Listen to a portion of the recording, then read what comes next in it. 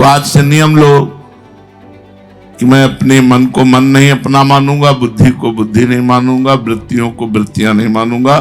खराब हो या अच्छा हो वो सब भगवान की लीला है, मैं भगवान का हूं ऐसा मानो। मान सकते हो? हाँ कह सकते हो, लेकिन मान नहीं सकते। बहुतों को देखा है कहते हुए कि ये शरीर आपका है, मन आपका है, बुद्धि आपका, मेरा क्या अधिकार। और 100% वो अधिकार अपना ही रखता है। 99 नहीं कि 1% आपको छूट देते, 100% वो अपना अधिकार अपने मनोराज्य में रहता है। अब वास्तव में मैं कभी भूल नहीं करूंगा, इनको कभी अपना नहीं मानूंगा, केवल भगवान की है ये। क्या सुंदर सिद्धांत। वास्तविक भगवान। कल एक प्रश्न कर रहा था कि मैं समर्पित नहीं हो पा रहा हूं, तुम कहा है क्या तुम्हारा? तुम्हारे बाप बाबा को भी जितने रचा उसी का तो सारा वैभव है, केवल मानना है मेरा, यही तो तुम्हें दुख दे रहा है जो मान रहे हो। लोग ऐसी शंका करते हैं कि भगवान की शरण में होकर उनका यदि हम भजन करेंगे तो भक्त और भगवान दो हो जाएंगे। द्वितीयाद्वै भयम भवति, द्वितीय में द्वैत में भय होता है। तो ये शंका बिल्कुल अज्ञान पूर्वक है। भय दूसरे से होता है, भगवान दूसरे हैं क्या? अपनी आत्मा है। आत्मा का चिंतन करना द्वैत का चिंतन है क्या? शरीरों का चिंतन करना द्वैत का चिंतन है। आत्मा का चिंतन करना, आत्मस्वरूप भगवान का चिंतन करना अद्वैत का चिंतन है। इसलिए निशंक हो जाओ। जो बात होनी थी वो हो गई, जो होनी है वो होगी, जो होना नहीं है वो कभी नहीं हो सकता। फिर शंका क्यों करते? जो होनी तो होगा ही, देखा जाएगा। शंका किस बात की? उसको लेकर के जो शोक होती है, ऐसा क्यों हो गया? ऐसा नहीं होना चाहिए था। अगर नहीं होना चाहिए था तो भगवान ने क्यों करवाया? होना चाहिए था, ये जरूरी था, इसीलिए हुआ। ऐसा ना हो जाए। होना होगा तो हो जाएगा, नहीं होना होगा तो नहीं होगा। हम उस पर क्यों जाए? ना हमें भूत की चिंता करनी है, ना भविष्य की। वर्तमान में भगवान का चिंतन करना है। कुछ लोग इसी को लेकर शोकित होते रहते हैं। ऐसा हो गया, ऐसा हो जाए, पता नहीं ऐसा हो जाए। बीती हुई बात को लेकर शोक करना बड़ी भारी भूल है, क्योंकि जो हुआ वो अवश्यंभावी था, होना ही था, ऐसा ही होगा। कि हम नहीं चाहते कि इसे छुएं, लेकिन यंत्रवत जैसे रिमोट दब गया तो हाथ उठा और इसे छू लिया, उठा के तो सोचते हैं ना तो मेरी ये चाहत थी, ना मेरा ये संकल्प था, ना मेरा ये कर्म था। तो लगता है कि जो हो रहा है उसमें तुम्हें क्या परेशानी है। फिर लग रहा है इसमें तो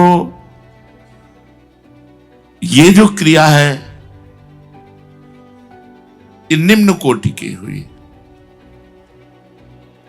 इसका परिणाम असत हो सकता है। तब फिर आता है कि ज्ञान लगाते हो।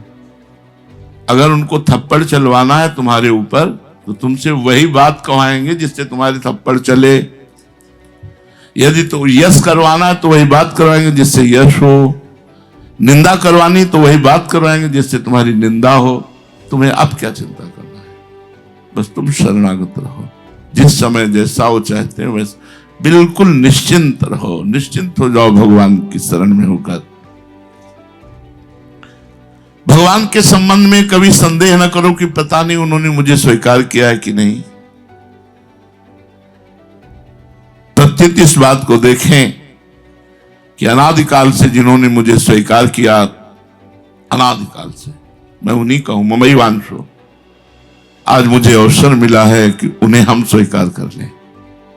अनादिकाल से भगवान, बड़ा कारुणिक थोड़ा सा प्रसंग आता है पुरंजनोपाख्यान में। जब पुरंजन स्त्री की आसक्ति में स्त्री स्वरूप बना और उसका मद्र नरेश राजा युद्ध में मारा गया और वो अपने पति के शव के पास बैठ कर रो रही थी, तो पीछे से आवाज आई, ऐ मित्र, तू ना स्त्री है ना पुरुष है। वो आवाज सुनकर, तुम किसके लिए रो रहे हो? देखो तुम मेरे स्वरूप हो, मैं तुम्हारा अविज्ञात नाम का सखा हूं और जन्म जन्मांतर से तुमको मैं प्यार कर रहा हूं, लेकिन तुम मुझे नहीं जानते हो। वो भगवान बोले थे। बड़ा सुंदर उस समय का, मैं अविज्ञात नाम का सखा हूं जिसे तुम जानते नहीं हो, पर मैं तुम्हारा मित्र हूं। तो भगवान तो अनादिकाल से हम पर कृपा करते चले आ रहे हैं। आज हमें स्वीकार करना है कि मैं श्री भगवान का हूं और श्री भगवान मेरे हैं। भगवान की शरण होकर ऐसी परीक्षा ना करो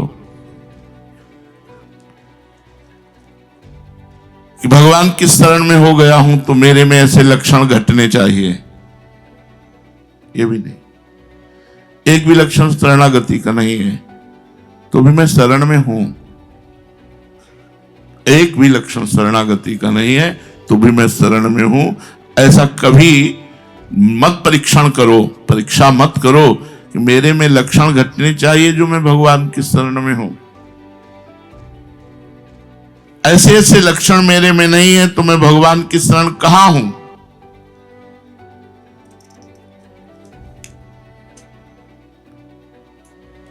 तो यह समझना चाहिए कि मेरी में अभी शरणागति में कमी है, इसलिए मैं देख रहा हूं। इस शरणागति में कमी होने पर नहीं देखा जाता मेरे में गुण है या अवगुण है। मेरा पद ही खत्म हो गया, भगवान से हो गया। जब अपने में कमी दिखे तो आश्चर्य होना चाहिए कि यार मैं कमी देख क्यों रहा हूं, क्योंकि ये सब कुछ भगवान की पोशाक में कमी देखते हो क्या? भगवान के भोग में कमी देखते हो क्या? बस अगर कुछ मन कहता भी है फीका है तो डांट लगा देते मन को, चुप, भगवान का प्रसाद है। तो ये शरीर भगवान का प्रसाद है, मन भगवान को अर्पित किया हुआ है, चित्त भगवान को अर्पित किया हुआ है। देख लेना, अगर ऐसे शरणागत हुए तो तुम्हारे अंदर सारे के सारे दैवी संपदा के सद्गुण आ जाएंगे। केवल शरणागति से प्रत्यक्ष अनुभव होगा कि सब सद्गुण के समुद्र भगवान तुम्हारे अंदर प्रकट हो रहे हैं। बिना प्रयत्न के समस्त सद्गुण आ जाते हैं। जो अपने अंदर गुण या दोष का दर्शन न करके केवल भगवान का ये सब कुछ है ऐसा देखता रहता है। भगवान के शरणागत में कभी विपरीत भावना नहीं आनी चाहिए। ऐसा क्यों किया भगवान ने? ऐसा क्यों किया? मेरे साथ ऐसा क्यों किया? मैं तो उनका शरणागत हूं, कभी नहीं आना चाहिए। क्योंकि मेरे साथ आपका क्या है? आपका क्या है? यही जीव की दुर्दशा है, दुर्गति है। वो अपनापन नहीं छोड़ पाता है शरीर से, सही संबंधियों से, भोग राग। सुख नहीं, सुख समुद्र मिलेगा, आनंद नहीं, आनंद समुद्र मिलेगा। बस रास्ते पे चलते रहो, धैर्य पूर्वक चलते रहो। अद्वेष्टा सर्वभूतानाम, समस्त भूतों में हमें दोष नहीं देखना, फिर अपने इष्ट गुरु में दोष देखने। बहुत प्रपंच है, बहुत प्रपंच है। जब तक सही मार्ग में नहीं चलोगे तो ठीक है, अभी आप उद्दंडता कर लो। जब कर्मों का परिणाम आता है तब जीव किसी काम का नहीं रह जाता है। ये वो दुनिया का जब कर्म घेर लेता है ना तो फिर पता चलता है। अभी स्वस्थ हो तो प्रपंच सुहाई दे रहा है, और जब अभी कर्मों का परिणाम आएगा, घेर लेगा तुम्हें, तब फिर तुम क्या कर पाओगे? विपरीत भावना, इसका मतलब है आप अभी निर्भर नहीं हुए, निर्भर नहीं हुए।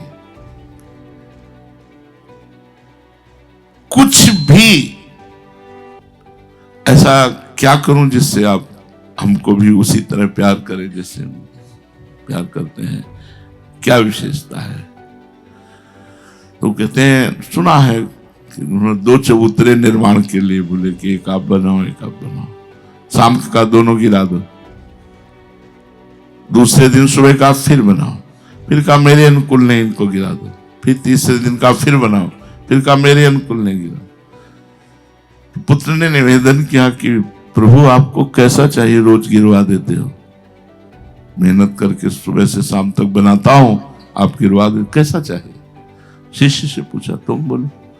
बोले प्रभु मैं तो जीवन भर बनाता रहूंगा और आप कहोगे तो बिगाड़ता रहूंगा, मुझे इससे कोई मतलब नहीं है। क्या ये प्रीता है, ये प्रीता है।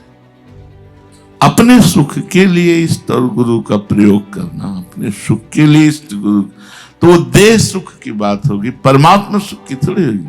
और गुरु क्या देना चाहते हैं? परमानंद। चेष्टा कुछ भी हो, घुमा के तुमको वहीं पहुंचा देंगे जहां श्री जी विराजमान है। क्योंकि जैसे आप कीचड़ में खड़े हो, अब आपको निकालना है तो हमें कीचड़ में घुसना ही होगा। आप ये न समझिए कि कीचड़ पसंद है इसलिए कीचड़ में आ रहे हैं, नहीं, तुम कीचड़ में फंसे हो इसलिए कीचड़ में आके तुम्हें निकाल रहे हैं। तुम्हें लग रहा है कि इनको कीचड़ पसंद है इसलिए कीचड़ में आ रहे हैं, नहीं नहीं, पसंद नहीं, पसंद तुम हो, तुम उनके हो और कीचड़ में खड़े हो इसलिए कीचड़ में। जैसे गिरे हुए पुरुष को आप खड़े खड़े नहीं उठा सकते, आपको झुकना होगा, आपको गिरना होगा। तो गिरने वाला सोचे कि ये भी तो गिर रहा है, भूल कर रहे हो, वो गिर नहीं रहा, तुम गिरे को उठा रहा है। बस यही भूलें जीव को भगवान से, गुरु से दूर कर देते हैं। तो विपरीत भावना इसका त्याग करके भगवान की शरण में हो जाए तो जीव निहाल हो जाए। श्री राधा वल्लभ लाल की जय।